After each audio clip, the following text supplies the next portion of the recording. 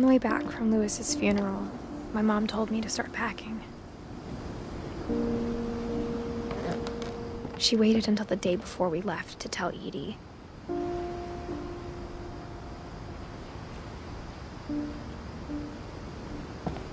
I'm not sure if she wanted to make it easier or harder.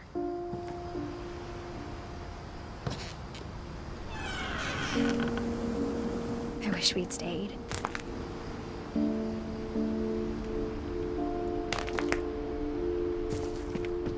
But I understand why we left.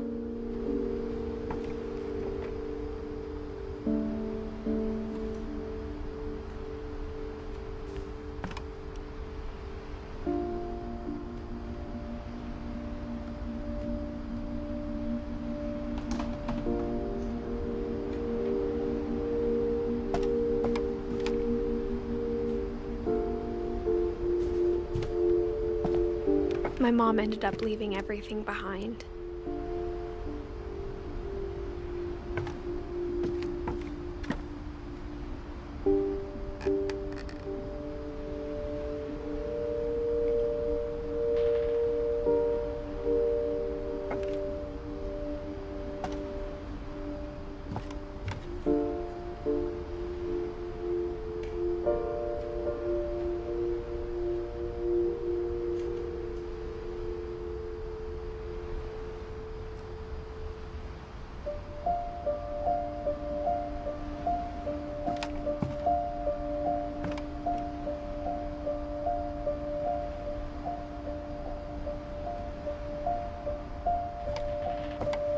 What happened that night had been coming for a long time. Maybe it should have come sooner.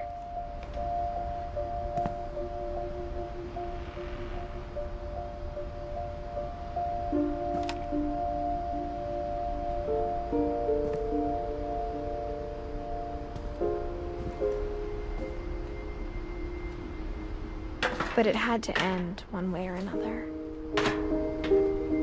All that's left now is to tell you about that last night.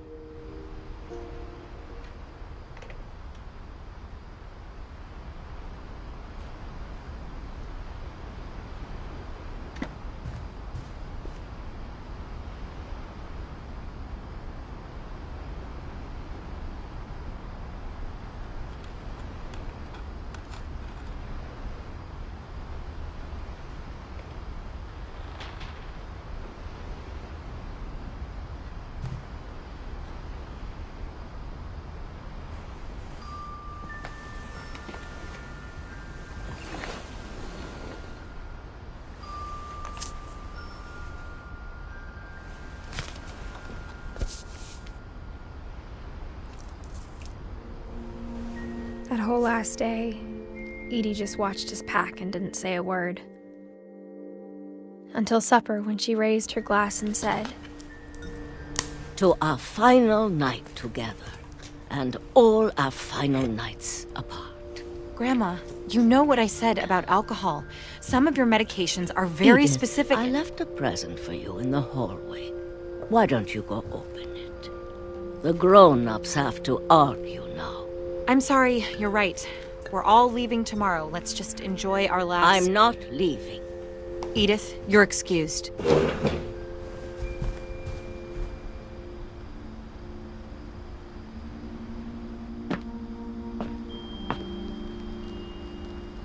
the power had been shut off that morning, but Edie always had plenty of candles. When my mom sealed the library, I don't think she knew about the other entrance.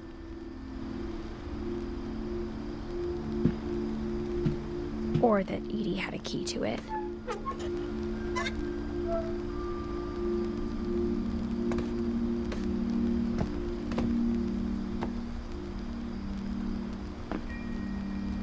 That thing you're afraid of isn't going to end when you leave the house.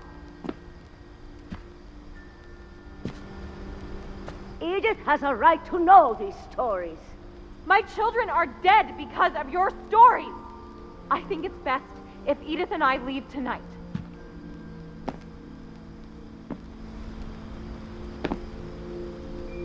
We'll have the nursing home send a van for you in the morning. okay?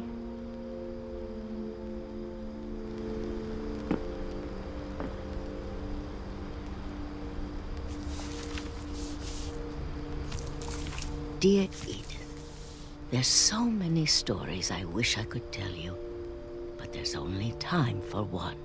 This is about what happened on the night you were born. That night, the tide went way, way out. It was the first and last time I ever saw the old house aground. There'd been an earthquake out in the middle of the ocean. They called it the lowest tide in 1,000 years. God, it smelled awful. You know, I've seen that house every day of my life. But I never thought I'd go back to it. When the fog rolled in, I lost my way.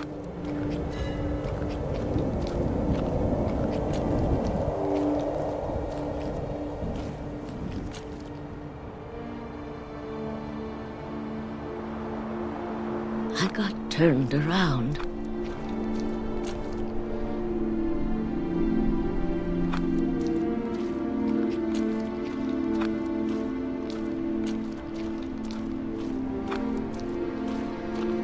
For a while, I wandered.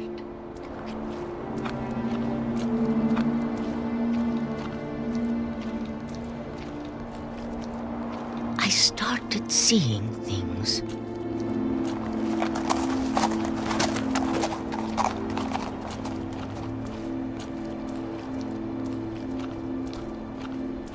Things I'd forgotten had ever existed.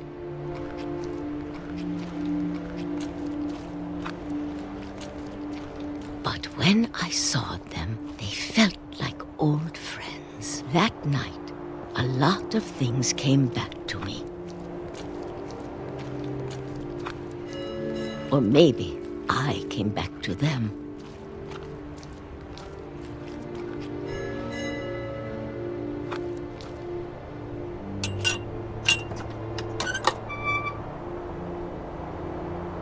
Things I can't explain, but that I need you to try and... Edith, what are you doing in here?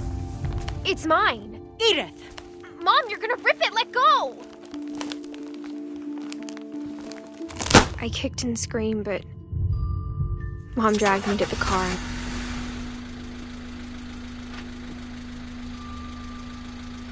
I never saw Great-Grandma Edie again. The next morning, the van came to pick her up, but she was already gone. After that, we moved around a lot.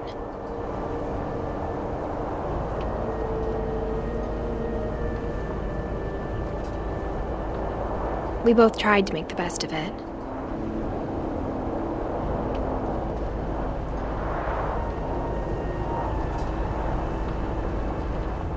A few years went by.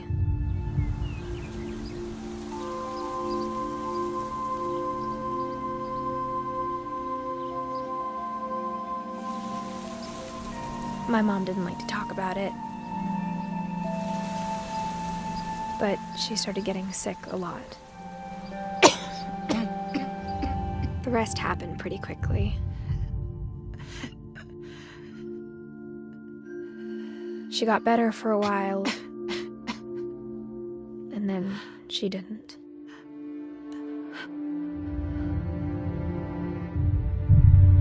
And then I was alone. The last Finch left alive.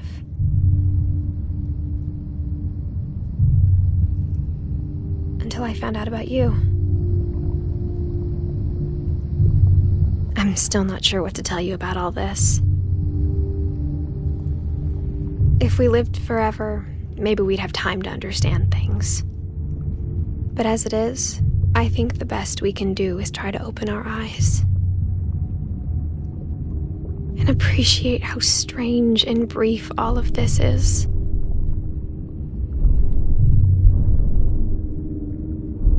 This journal was supposed to be for you. But now I hope you'll never see it. I just want to meet you and tell you all these stories myself. But I guess if you're reading this now, things didn't work out that way.